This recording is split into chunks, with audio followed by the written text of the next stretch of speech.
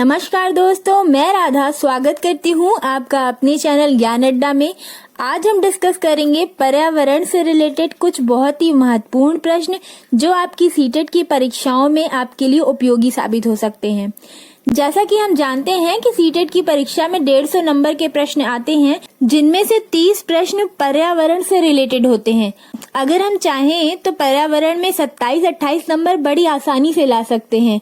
और आपका पर्यावरण में 27 से 28 नंबर कैसे आएगा, तो चलिए मैं बताती हूँ कि आप कैसे 30 में से 27-28 नंबर आसानी से ला सकते हैं। इसके लिए चलिए चलते हैं अपने प्रश्नों की तरफ, जो कि है प्रश्न नंबर 1।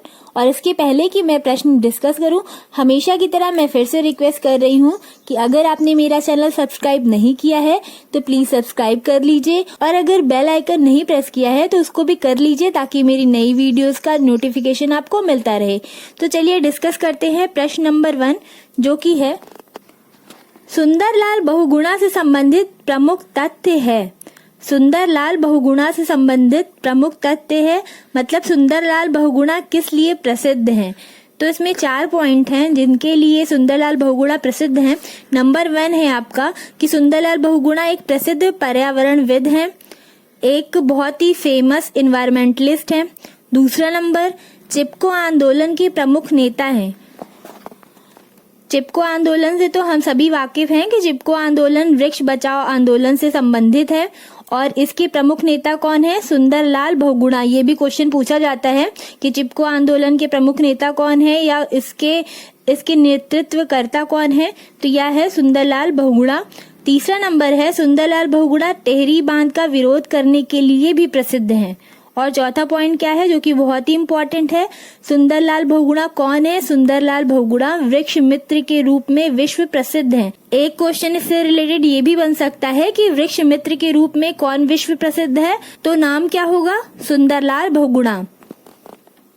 नेक्स्ट क्वेश्चन है, पर्यावरण का अध्ययन जीव विज्ञान की किस शाखा के अंतर्गत किया जाता है? पर्यावरण का अध्ययन जीव विज्ञान की किस शाखा के अंतर्गत किया जाता है? तो यह किया जाता है इकोलॉजी के अंतर्गत। किसके अंतर्गत? इकोलॉजी, जिसको आप पारिस्थितिकी भी कह सकते हैं। ठीक है।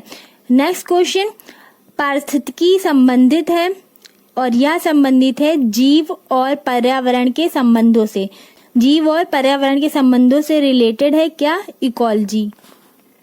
नेक्स्ट वन, चिपको आंदोलन का मुख्य उद्देश्य क्या था? पहले प्रश्न में मैंने डिस्कस किया है कि सुंदरलाल बहुगुणा चिपको आंदोलन से रिलेटेड थे, और यह चिपको आंदोलन क्या है, उसका उद्देश्य क्या था? तो उसका उद्देश्य था वनों में पेड़ों की कटाई को रोकना। क्या उद्देश्य था चिपको आंदोलन का? यह बहुत इंपॉर्टेंट क्वेश्चन है, और सुंदरलाल बहुगुणा का नाम भी बहुत ही ज्यादा इंपॉर्टेंट है। तो आपको याद रखना है कि चिपको आंदोलन वनों में पेड़ों की कटाई को रोकने से संबंधित है। अगला क्वेश्चन है, चेचक या स्मॉल पॉक्स, रेबीज, पोलियो रोग किसके द्वारा फैलते हैं? ये सारे के सारे रोग विषाणु या वायरस के द्वारा फैलते हैं। चेचक, रेबीज, पोलियो, ये सभी रोग वायरस के द्वारा फैलते हैं। अगला क्वेश्चन है, चिपको वुमेन के नाम से किसे जाना जाता है? चिपको वुमेन के नाम से किसे जाना जाता है? और यह जाना जाता है गौरा देवी को। गौरा देवी को चिपको वुमेन के नाम से जाना जाता है। नेक्स्ट क्वेश्चन है जो कि बहुत ही ज्यादा इंपॉर्टेंट है, और यह क्वेश्चन क्या है? चिपको आंदोलन या चिपको मूवमेंट कब और कहां से शुरू किया गया था? चिपको आंदोलन कहां से शुरू किया गया था? यह 26 मार्च 1974 में उत्तर प्रदेश रैणी गांव चामोली जिले, वर्तमान में यह उत्तराखंड में है। पहले यह उत्तर प्रदेश का भाग था जब यह चिपको मूवमेंट चलाया गया था, लेकिन अब यह उत्तराखंड में है। तो आपको गांव याद रखना है। गांव का नाम क्या है? रैणी गांव। कौन सा डिस्ट्रिक्ट है, कौन सा जिला है? चामोली है। और डेट भी याद रखनी है, जो कि है 26 मार्च 1974। तो इसमें बहुत सारे क्वेश्चन बन रहे हैं। डेट से संबंधित प्रश्न भी पूछे जा सकते हैं, गांव से रिलेटेड प्रश्न भी पूछे जा सकते हैं, कौन सा जिला था ये भी याद रखना है, और पहले ये उत्तर प्रदेश का भाग था, अब यह उत्तराखंड का है, ये भी याद रखना है। तो देखिए इसमें 4-5 क्वेश्चन बन रहे हैं। ठीक है। चिपको आंदोलन कब और कहां से शुरू किया गया था? 26 मार्च 1974, उत्तर प्रदेश, रैणी गांव, चामोली जिला। नेक्स्ट क्वेश्चन, सामाजिक जीवन के आधार हैं। सामाजिक जीवन के आधार हैं। क्या आधार है? सहिष्णुता, अनुशासन, सहयोग और पारस्परिक स्नेह की भावना। सामाजिक जीवन के आधार क्या है? सहिष्णुता, अनुशासन, सहयोग और पारस्परिक स्नेह की भावना। अगला क्वेश्चन है, रेडियोधर्मी पदार्थों से उत्सर्जित होती हैं। रेडियोधर्मी पदार्थों से क्या उत्सर्जित होता है? तो उत्सर्जित होता है अल्फा, बीटा, गामा विकिरण। कौन कौन सी रेज निकलती हैं? अल्फा, बीटा एंड गामा किरणें। नेक्स्ट क्वेश्चन है, पर्यावरण संरक्षण अधिनियम किस वर्ष से लागू किया गया था? ये मोस्ट इंपॉर्टेंट क्वेश्चन है और देख लीजिएगा, ये शायद इस बार पूछा भी जा सकता है। पर्यावरण संरक्षण अधिनियम किस वर्ष से लागू किया गया था? तो यह वर्ष था 1986, 1986 में लागू किया गया था। क्या लागू किया गया था? एनवायरमेंट प्रोटेक्शन एक्ट, या कह सकते हैं पर्यावरण संरक्षण अधिनियम। नेक्स्ट क्वेश्चन है, अंतरराष्ट्रीय या विश्व पर्यावरण दिवस मनाया जाता है। वर्ल्ड एनवायरनमेंट डे कब मनाया जाता है? ये भी मोस्ट इम्पॉर्टेंट क्वेश्चन है और यह कई बार रिपीट हो चुका है। वर्ल्ड एनवायरनमेंट डे मनाया जाता है 5 जून को। वर्ल्ड एनवायरनमेंट डे कब मनाया जाता है? 5 जून को। नेक्स्ट क्वेश्चन है, विश्व पर्यटन दिवस मनाया जाता है। अभी मैंने पूछा विश्व पर्यावरण दिवस कब है, वो है 5 जून को। अब पूछा जा रहा है विश्व पर्यटन दिवस कब मनाया जाता है? वर्ल्ड टूरिज्म डे कब मनाया जाता है? तो यह मनाया जाता है 27 सितंबर को। 27 सितंबर को विश्व पर्यटन दिवस मनाया जाता है। देखिए, आपको सारे प्रश्न ध्यान रखने हैं, अपनी कॉपी में नोट कर लीजिए, अच्छे से लर्न कर लीजिए अगर आपको सीटेट की परीक्षा में अच्छे नंबर लाने हैं तो। अब नेक्स्ट क्वेश्चन क्या है, मनुष्य एक सामाजिक प्राणी है, या कथन किसका है? मनुष्य एक सामाजिक प्राणी है, या कथन था अरस्तु का। अरस्तु के बारे में तो आपको पता ही होगा कि यह एक यूनानी दार्शनिक थे और इनको जंतु विज्ञान का जनक भी कहा जाता है। इससे शायद आप वाकिफ होंगे। चलिए दूसरा क्वेश्चन डिस्कस करते हैं और यह क्या है, यदि किसी मनुष्य को समाज से दूर रखा जाए तो उस पर क्या प्रभाव पड़ेगा? यदि किसी मनुष्य को समाज से दूर रखा जाए तो उस पर क्या प्रभाव पड़ेगा? और इसका आंसर है सामाजिक और मानसिक बौद्धिक प्रगति नहीं होगी।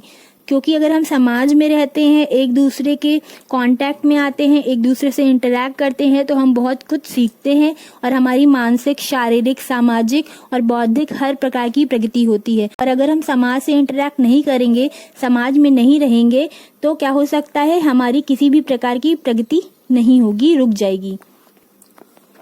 नेक्स्ट क्वेश्चन क्या है, प्रकाश संश्लेषण या फोटोसिंथेसिस में प्रकाश अभिक्रिया होती है। प्रकाश संश्लेषण क्या है? अगर आपको पता हो कि प्रकाश संश्लेषण क्या है, इसका डेफिनेशन आपको याद रखना है, क्योंकि अगर आप एनवायरनमेंट पढ़ रहे हैं, इसका मतलब आप जंतुओं, जीवों के बारे में पढ़ रहे हैं। और अगर आप जीवों के बारे में पढ़ रहे हैं, वृक्षों के बारे में पढ़ रहे हैं और आपको फोटोसिंथेसिस नहीं पता है, तब तो सब कुछ यूजलेस ही है। तो फोटोसिंथेसिस क्या है? फोटोसिंथेसिस का डेफिनेशन मैं आपको बता रही हूँ। Photosynthesis the process of making food by green plant in the presence of sunlight, water and carbon dioxide. अगर आप हिंदी में बात करें तो फोटोसिंथेसिस क्या है या प्रकाश संश्लेषण क्या है? जब हरे पौधे प्रकाश की उपस्थिति में कार्बन डाइऑक्साइड और जल की उपस्थिति में अपना भोजन बनाते हैं क्लोरोफिल की हेल्प से, तो उसको फोटोसिंथेसिस कहते हैं। इस प्रक्रिया को फोटोसिंथेसिस कहते हैं। ठीक है, तो ये सारी की सारी फूड बनाने की प्रोसेस किसके अंदर होती है प्लांट्स में? तो यह होती है ग्रेनम के अंदर। अब ग्रेनम कहाँ होता है? ग्रेनम होता है क्लोरोप्लास्ट के अंदर। ठीक है, क्लोरोप्लास्ट के अंदर ग्रेनम होता है, उसी में प्रकाश अभिक्रिया होती है फोटोसिंथेसिस से रिलेटेड। ये आपको याद रखना है। नेक्स्ट क्वेश्चन है, इबोला और चिकन पॉक्स किसके द्वारा होता है? अभी हाल ही में इबोला नामक वायरस से हम लोग वाकिफ थे कि बहुत सारे लोग मर रहे थे इबोला के संक्रमण की वजह से भी। तो इबोला और चिकन पॉक्स किसके द्वारा होता है? और यह होता है विषाणु के द्वारा। इबोला और चिकन पॉक्स भी विषाणु के द्वारा होने वाले रोग हैं। ठीक है, तो आपको ये याद रखना है। नेक्स्ट क्वेश्चन है, सामान्य सर्दी और विभिन्न प्रकार के बुखार के द्वारा होता है। सामान्य सर्दी और विभिन्न प्रकार के बुखार किसके द्वारा होता है? तो यह भी होता है विषाणु के द्वारा ही। और अभी फैली हुई जो बीमारी है जिससे संपूर्ण जगत बिल्कुल ही परेशान हो चुका है, पूरा संसार बिल्कुल ही परेशान हो चुका है, वह भी वायरस के द्वारा ही है, जिसका नाम है कोरोना। नेक्स्ट क्वेश्चन है, पौधे नाइट्रोजन का उपयोग किस रूप में करते हैं? तो पौधे नाइट्रोजन का उपयोग नाइट्रेट के रूप में करते हैं। नेक्स्ट क्वेश्चन है, मानव शरीर में आयरन सहायक होता है और मानव शरीर में आयरन सहायक होता है हीमोग्लोबिन के निर्माण में और मांसपेशियों में ऑक्सीजन इकट्ठा करने में। हीमोग्लोबिन हमारे ब्लड का बहुत ही महत्वपूर्ण अंग है, जिसकी वजह से हमारे शरीर में ऑक्सीजन और कार्बन डाइऑक्साइड का आदान प्रदान होता है। लास्ट क्वेश्चन है, रेडियोधर्मी प्रदूषण को किस और नाम से जाना जाता है? रेडियोधर्मी प्रदूषण को किस और नाम से जाना जाता है? और इसका आंसर होगा नाभिकीय प्रदूषण। कह सकते हैं न्यूक्लियर पॉल्यूशन। तो ये थे 20 बहुत ही इंपॉर्टेंट प्रश्न जो थे पर्यावरण से रिलेटेड, जो आपके सीटेट और यूपीटेट परीक्षाओं में पूछे जाते हैं। आशा करती हूँ आपको सारे प्रश्न पसंद आए होंगे। चलिए मिलते हैं अपनी नई वीडियो में, जिसमें मैं कुछ और प्रश्नों को डिस्कस करूंगी। तब तक के लिए धन्यवाद।